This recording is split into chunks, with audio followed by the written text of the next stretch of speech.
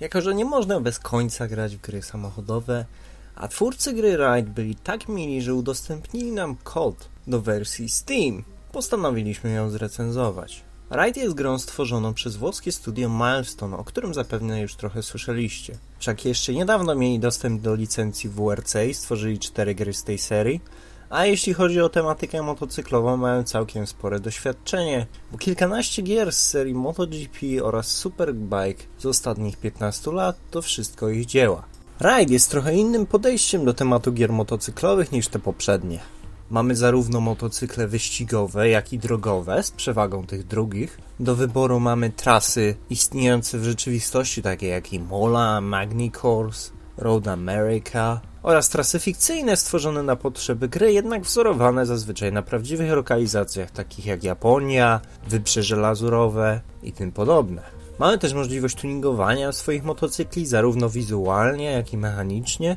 Nie jest może to aż tak bardzo rozbudowane, ale jest to znacząca i ważna nowość. Czy to wszystko czegoś Wam nie przypomina? Mam nieodparte wrażenie, że mamy do czynienia z motocyklowym odpowiednikiem takich serii jak Gran Turismo czy Forza Motorsport. I tu nie chodzi tylko o ogólny zarys gry, ale wydaje mi się, że wiele elementów zostało z tych serii zaczerpniętych. Co bynajmniej nie jest niczym złym. Bo nie dość, że gier dla maniaków jednośladów zdecydowanie brakuje, to dobrej produkcji tego typu jak Ride z drogowymi motocyklami na rynku nie było już dawno. A konkretnie to od 2006 roku, kiedy wydana została gra pod tytułem Tourist Trophy, stworzona przez studio Polyphony Digital, twórców Gran Turismo.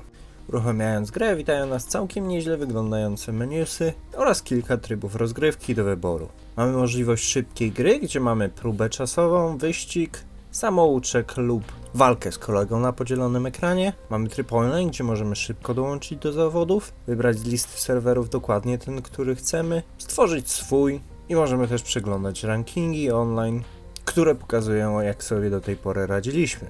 Ale najważniejszym jest tryb World Tour, czyli swoista kariera, gdzie mamy rankingi, pniemy się do góry po szczeblach, startujemy w różnych kategoriach wyścigów, kupujemy motocykle, modyfikujemy je itd.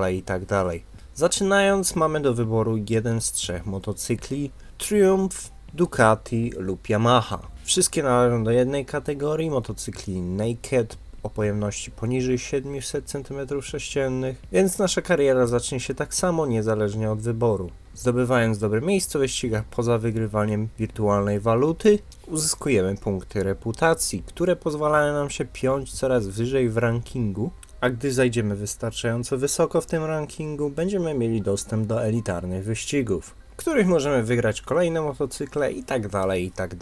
Ogólnie, tak jak w większości gier wyścigowych, od zera do bohatera. Po drodze kupujemy wszystkie motocykle, jakie nam się podobają, możemy je tuningować, możemy modyfikować także wygląd swojego jeźdźca. Jeśli chcemy wyglądać jak motocyklowy kuzyn Stiga, nie ma z tym również problemu, bo stroje są licencjonowane, więc możemy założyć kombinezon Alpine Stars i kask na przykład firmy Shuei. Wszystko w białym kolorze, więc będzie odpowiednio. Możemy także zmienić płeć naszego zawodnika, wygląd, fryzurę, a także nawet dokonać drobnych modyfikacji w tym, jak porusza się na motorze. W grze mamy do wyboru 113 motocykli 14 różnych producentów, a żeby je wypróbować mamy 31 wariantów tras w 14 lokalizacjach, więc jest czym i gdzie jeździć.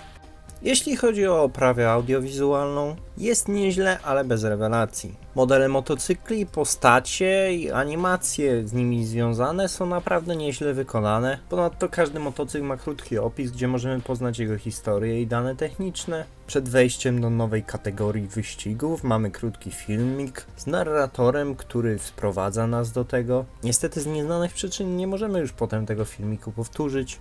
Chyba że mamy wersję PC-tową, wtedy możemy wejść w pliki gry i spokojnie je odtworzyć. Jednak tory i publiczność oraz wszystkie inne elementy otoczenia są już wykonane średnio.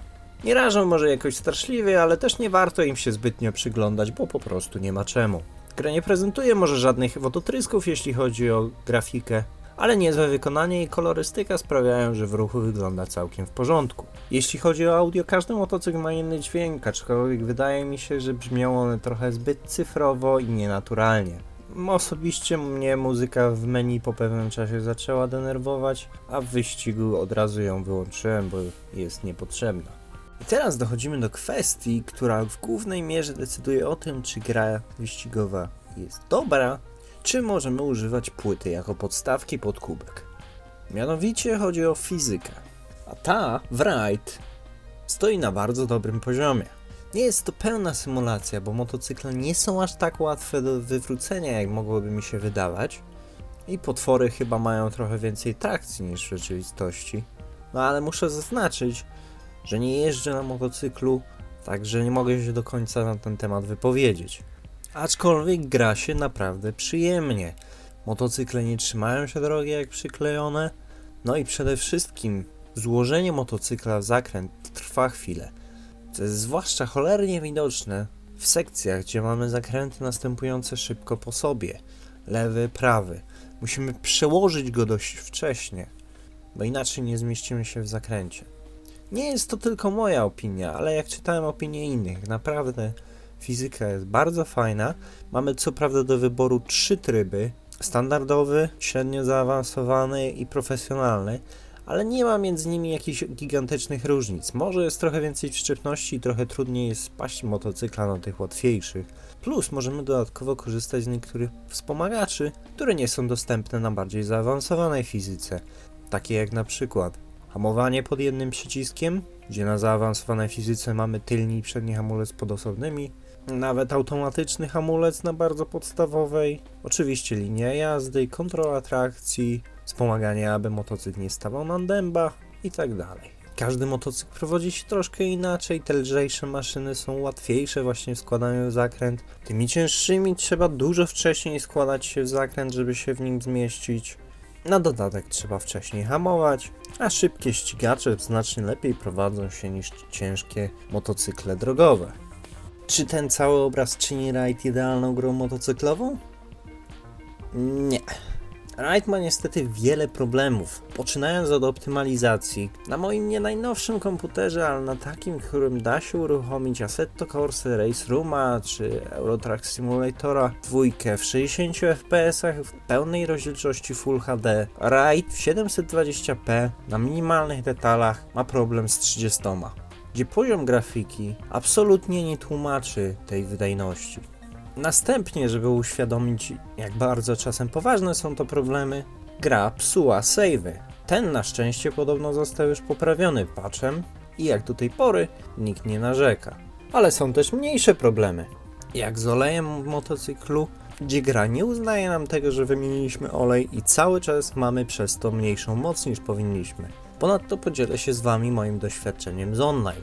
Co prawda nie nagrywałem tego, ale moja pierwsza próba wejścia do pokoju skończyła się z wisem gry, druga tak samo, trzecia się udała, już byłem w wyścigu, już były końcowe opcje, wybrałem sobie, żeby zobaczyć listę startową, gdzie startuję.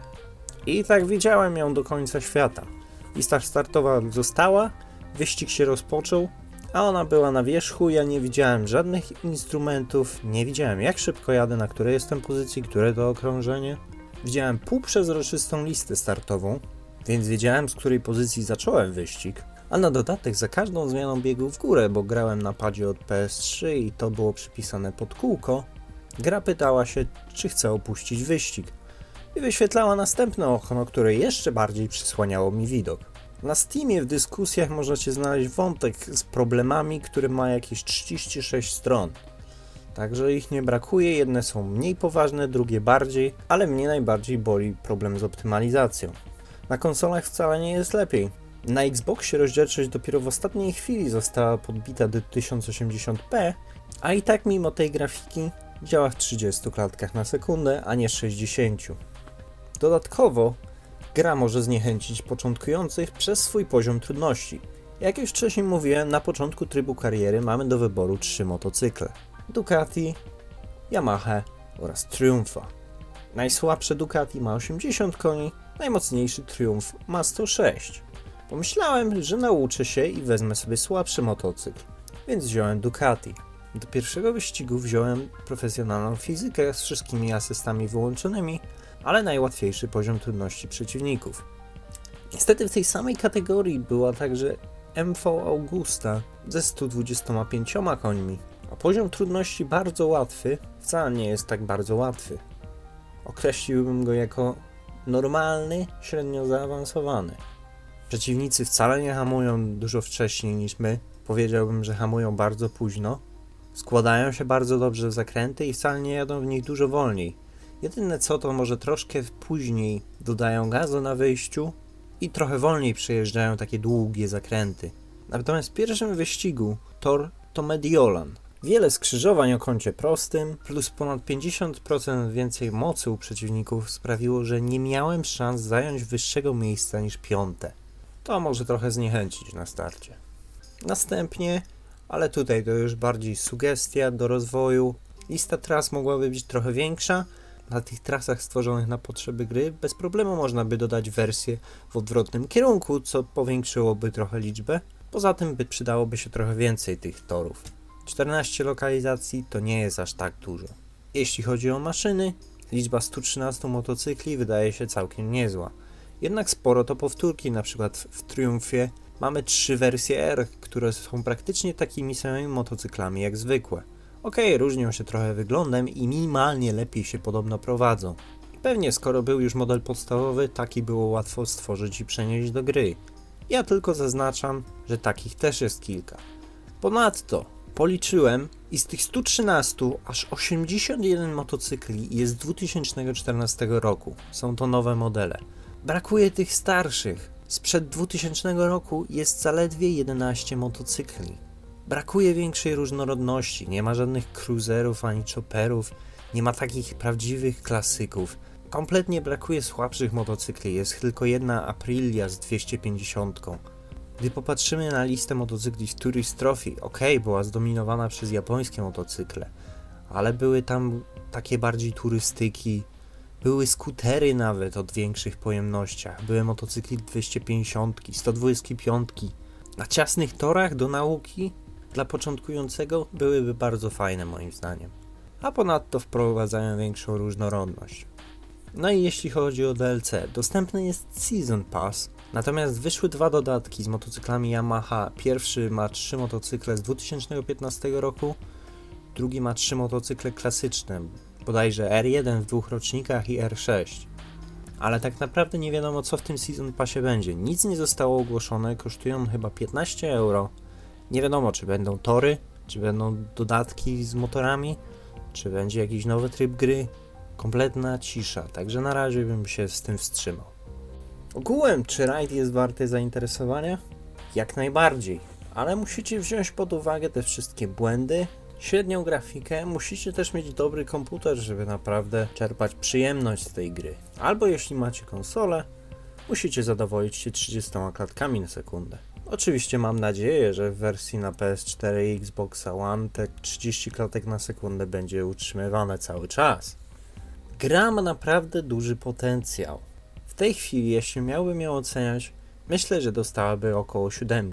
Jeśli zostałyby jednak poprawione te największe błędy oraz zrobiono coś z optymalizacją, żeby gra lepiej chodziła, spokojnie można by było podnieść ocenę o oczko albo nawet 1,5 wyżej. Może jednak zawyżając troszkę ocenę przez to, że gier motocyklowych jest na rynku niewiele, ale tym bardziej rajd jest wart wypróbowania.